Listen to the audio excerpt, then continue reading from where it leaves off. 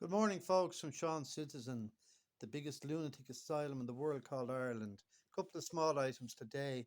The first one, a friend told me that 50% of all the accepted applicants for on Garda Síochána, new recruits to go to Templemore, have declined to take up the job. I'm surprised at that because there were many thousands of applicants and it's a lovely, secure job, but apparently the money now for starting for Gardaí is not going to buy a dog box anywhere or help them get established in life. So, given that and the disrespect for police force, policemen countrywide, I think very few people look upon that as a nice job now. So the standards of Gardaí are going to drop because the police commissioner has to go back and look for the second and third tier of people who are interviewed and were not asked in the first list to come and join the police force. Other thing is Bashar Barat, living out in Sandyford in a 500,000 luxury apartment at the moment with his wife. He came from Afghanistan in 2007 and looked for refugee status. He got it very quickly in 2008. Funny, funny thing that because there was no like there was trouble there then. The Americans had moved in there in 2001 and were busily suppressing the Taliban, and so there was a bit of trouble, a few landmines here and there, but I don't know how Bashir qualified for refugee status because nobody was persecuting anybody there except the normal infighting and faction tribal warfare that goes on among the Taliban and has, or not the Taliban, the Afghanis tribes, which has been going on for centuries. But anyway, he got here and he got lodged into accommodation, and he brought his wife with him then, and he had two little children. And now he's living in this beautiful 500,000 complex in Sandyford, no doubt going to one of the posh schools out there, and he's as happy as a pig in muck. And the state are paying HAP payments of two-thirds of his rent of €2,000 a month, which consists of about €1,300, and the landlord has to pay €70 a week in community charges to this complex because it's a very exclusive place and high maintenance, obviously very expensive. And also, the landlord is taxed at 50% of his net income after expenses. So the landlord will come out probably with about €10,000 a year, which is about €200 a week from all this, and has been doing so now with the fixed rents for a long time. And he's pissed off, so he wants to sell, and he has agreed a price with the Dunleary County Council of under €400,000. But the council have kind of reined in now because they own a lot of these luxury high-end development, two-bedroom apartments, apparently housing a good bundle of these refugee families.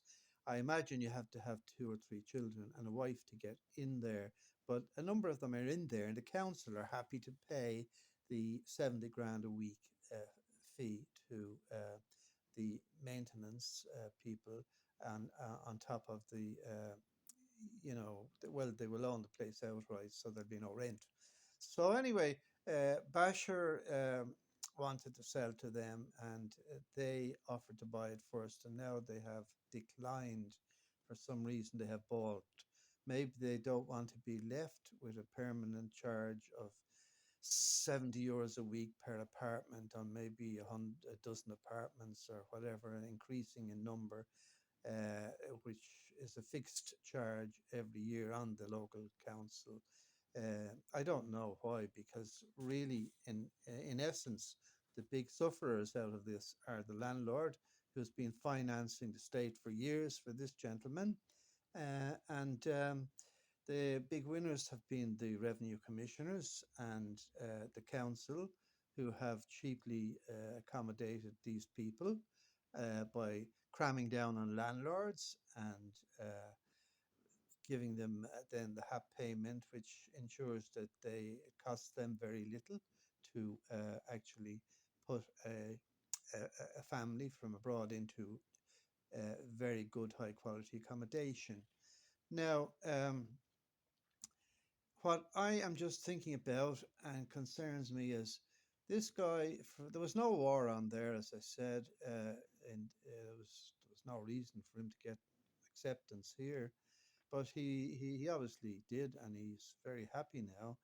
And so there's a lot more of them still arriving, by the way. They have found it a soft touch. So my concern is this guy, he was clever. He got here all the way from Afghanistan, pleaded a lot of bullshit about persecution at the time, probably had a fistful of American dollars in his pockets, if the truth be known, because a lot of the Afghanis were taking the American money at that point in time and were being employed by the Americans in numerous jobs. And it was a boom economy, in fact, Afghanistan, the billions of euros that they poured into the war against the Taliban effort.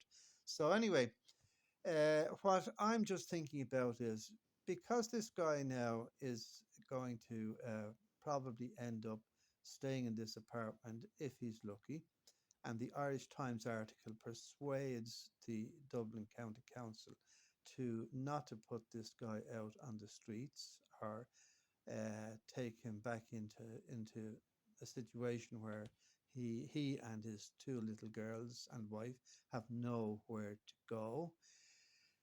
They will be a little like perhaps the how many of the 11,000 families living in bedrooms at the moment with two or three children are actually Irish families and born and bred and come from Ireland and are genuinely uh, in that situation because of their circumstances financially.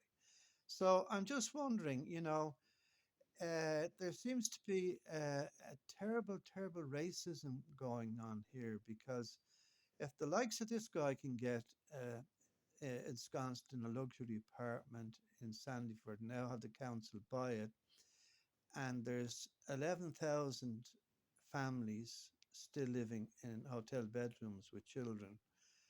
As I say, I don't know what percentage of those families are actually Irish, real, genuine Irish people who ought to have priority, while the reverse is the case. I don't know the numbers. Maybe some reporter would go and find it and check it out for me.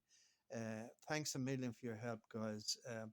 Talk to you again soon. My website, Ireland's Deadliest Ever Coalition Government, and sorry, my Facebook site, and also soldiersofdestiny.org, another Facebook site. See you later, guys. Bye.